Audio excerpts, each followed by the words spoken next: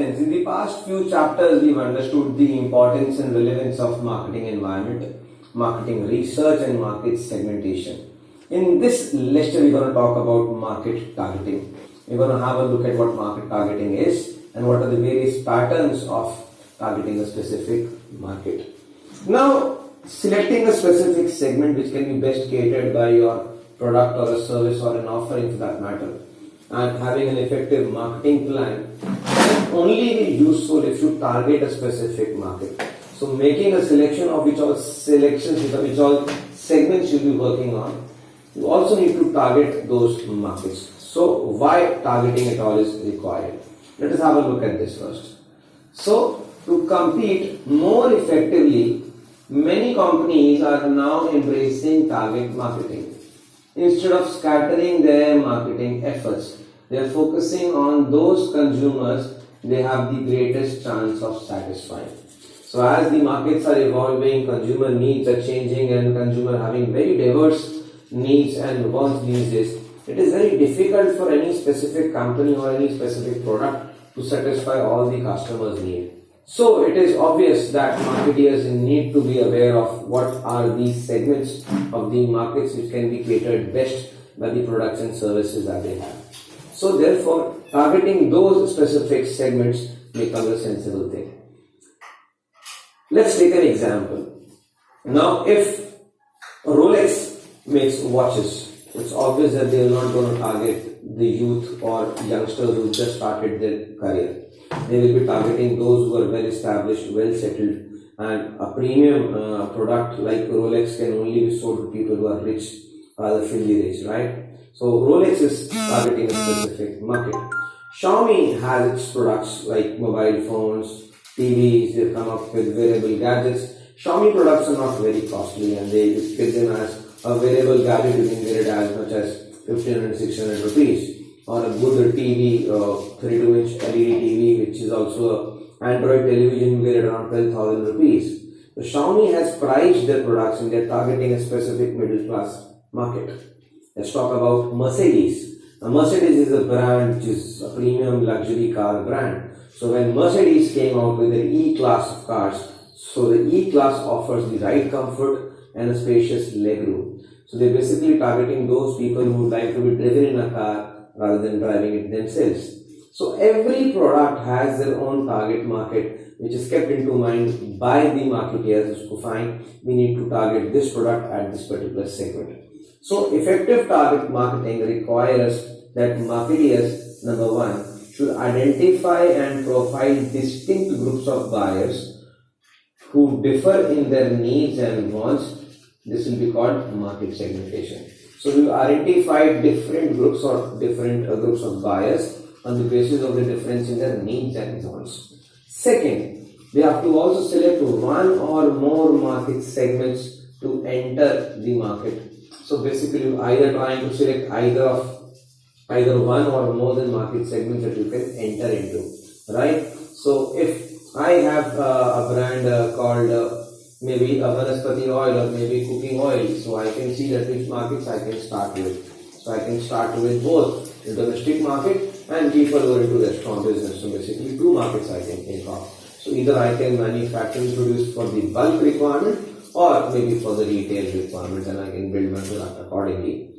Next, for each target segment, so whatever target segments you identified, okay fine, we'll be targeting these segments. Establish and communicate the distinctive benefits of the company's market offering. So once you decide, okay fine, we are going to target a upper middle class segment in urban areas, and more specifically we're going to target upper middle class people in metro cities. So what is the communication we're going to make? So if OnePlus comes up with a mobile phone which is a notch above, and we are targeting youth, and we're targeting people who are tech savvy, and they're also targeting those who might be willing to spend money on a high-end mobile phone. So basically, you're targeting customers who are aspiring to buy Apple phones but cannot afford that much, but still want to buy a quality product. So you need to communicate to them so that in a way you are able to make them understand the distinct features and the distinct benefit that your product has. So these three things are there. You need to identify, you need to select, and then you need to communicate those benefits, right? So after identifying various segments, companies can decide how many and which segments to target, depending on the product variety you have, depending on the depth of the product line you have, depending on your aspirations of how much amount of market share you are looking forward for. You can decide on how many markets you need to enter, how many segments you need to cater. Two new automobile brands have been launched this year. Kia and Kia Motors have come up with Kia Seltos, and MG Motors have came up with the first brand called MG Hector. Both of them have a debut in the year 2019, and both of them came up with a very good SUV product. So Kia came up with Seltos and MG came up with Hector. So do you think it is sensible for Kia and MG to enter into the Indian market and target all these cities in one go? No. They will actually be looking forward for cities in which the SUV or similar car category sales are maximum. So it is obvious that Kia won't be targeting a rural market to sell the product. They're going to look for urban upmarket market wherein the sales of the SUV products is in the higher level, on the higher side. So they have to decide how many and which segments to target. So over here we're going to understand the various patterns of target market selection. So what are the various patterns in which you can select a target market? So the question comes, how many patterns are there for the target market selection? You can say that there are basically 5 patterns in which a market can be targeted. Number one is the single segment concentration. This is the first pattern. We're going to talk about each one of them in detail. Second one says it is a selective specialization. The third one talks about a product specialization. The fourth one talks about the market specialization. And the fifth one, the last one, is a full market coverage.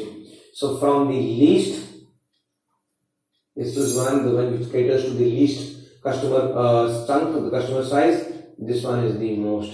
So the least possible markets, the least possible chunks, the smallest possible segments can be taken up the single segment concentration, and the maximum outreach can be through a full market coverage.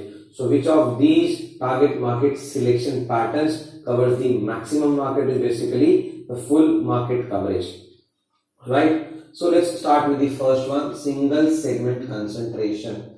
So what is a single segment market concentration? In a single segment penetrating to a single product and a specific market. Let me explain this diagram to you. On the x-axis you have multiple markets named as markets A, B, C and so forth. And on the y-axis you have different products, product 1, product 2 and product 3 and so on and so forth.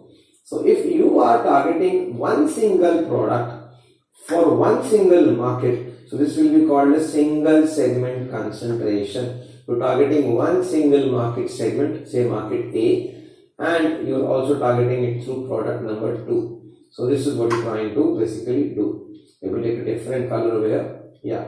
So if you're targeting an urban, upfront, metro cities with high-end luxury watches like Rolex, so basically targeting one single market, one single type of product. That is a single segment concentration. Second one comes up with a selective specialization. So what is this? So we have identified different markets, and each market will be having different products. So now let us take this, let us take an example now. ITC is a company that majorly makes tobacco products and majorly is into manufacturing cigarettes, and this is what the name basically belongs to. It's Indian Tobacco Company. But then as things went by, as the government wanted to discourage the sales of tobacco products, ITC decided to diversify their portfolio from cigarettes to other products. So ITC has a brand called Vivel, which is into skincare and personal grooming. You have a range of soaps, hair wash, shampoos, conditioners by the name of the range of Vivel. Then ITC also has products by the name of the brand name of Sunfeast. So you have Sunfeast biscuits, you have Sunfeast cakes, you got Sunfeast pasta and other products like this, right? Then ITC also has a product called Bingo. You must have heard of Bingo Mad Angles, Bingo chips and wafers. This is also an ITC product. So ITC has different types of products, right? So maybe In rural markets, we have got cigarettes. So cigarettes by the name of Capstan, you must have heard of this brand called Capstan. It's a non-filtered cigarette. It is a cigarette which doesn't have a filter on it. So maybe you're targeting this particular brand of cigarettes in a rural market, right? Now, what if you want to sell ITC Sunfeast pasta range? It is obvious that you can't sell pasta in rural areas because people might not be having a taste for that particular thing. So you can plan the urban markets with pasta. And maybe you can have semi-urban areas with chips wherein you can sell them. So bingo is something which you are selling into the semi-urban areas. So different markets being targeted by different products or different product categories altogether. Let's move ahead to the next one. Now we have a product specialization. So we have a single product for multiple markets. So if a Reliance Jio comes up with one single prepaid mobile telecom, so one single SIM card, one single connection mobile phone connection offering 4G telephony and data connection is offered to all the markets. So if I have a mobile Jio connection, that's a prepaid connection, so kind of facilities I'll be getting from that particular prepaid connection will be similar to what we'll be getting in Delhi, will be similar to what somebody will be getting in a Northeast, will be similar to what somebody will be getting in a village. So all the markets, you have got one single product offering everywhere, the same product, same delivery, same content, everything similar, right? So the same product is being offered to all the markets, no changes. What next? Just the opposite to it is the market specialization. So the previous slide we were going horizontal across markets with one single product, but now we are going across products with one single market.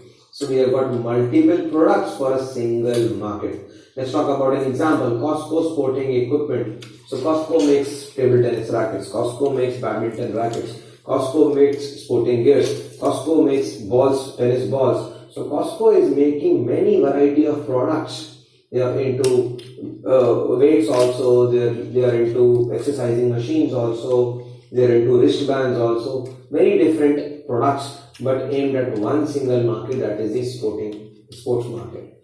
So anything has to do with sports, you're gonna be there. Same is the case with maybe Tata Motors. Tata Motors is into automobile market. Different products catering to one single automobile market. So that way you can have a look. What next? Full market coverage. So if you have almost all products for all markets. So if now Tata Motors, if apart from passenger cars, if I am also into light commercial vehicles, I am also into heavy commercial vehicles, I am into defense also. So it's not only one single passenger car market, I am into the commercial vehicle market also. I am into the domestic defense market also. So Safari Storm, the green colored one, the 4x4 ability is being kept reserved. It's being sold only for the defense people, right? Semi-urban, Tata Ace. Now these products are specifically for upmarket people who want to have an LCV product, light commercial vehicles. Passenger cars, you have got Tiago, you got Nexon, you got Hexa, all these products. So all are into the passenger vehicle market. So many products for many markets. So if you have Tiago, one product. You have got Hexa, another product. You have got say Tigor, another product. So different cars, one single market. Second market is maybe of the light commercial vehicles. So we've got an Ace, we've got a Magic, we've got a Tata 407, a Tata Xenon. Third market could be a heavy commercial vehicle market or maybe a defense vehicle market. So we've got the Safari exclusively designed for the army people, right? So similarly, you can have multiple products from multiple markets. So that's what you're doing. Basically, you're having it almost all the products for all the markets for a full market coverage. What else? Let's take one more example. Let's take Nestle. So one market could be of baby food. Another market category could be of confectionery. You're making chocolates, you're making candies. Another market could be of coffee and tea and beverages. So for beverages, we have tea, we got Nestea, we got Nescafe, we got Nescafe Sunrise, all the various products for beverages only. As far as confectioneries and chocolates is concerned, you got Kit Kat, you have got Munch, you got Nestle Eclairs and all those things. And as far as the baby food is concerned, you got Lactogen, you got Nestrogen, you have Cerelac, you have Nestum and all those products coming in, right? So different products for different markets. So all the products for all the markets. That's how actually it goes, a full market coverage. So primarily we've understood there are basically 5 different ways in which you can go, and this is the 5 different patterns of target market selection. Question can come, how many patterns? 5. Which pattern offers the least coverage? Number 1, single segment concentration. Which pattern takes you to the longest or the largest possible market coverage is the full market coverage. So remember these diagrams, you're going to understand with the help of these, and that's all we need to know about in this particular lecture. Next lecture we're going to talk about market positioning. So after targeting, how do we position our product so that it is being differentiated and can stand out from the competitors' products? This is what we're going to talk about in the next lecture. Till then, bye bye.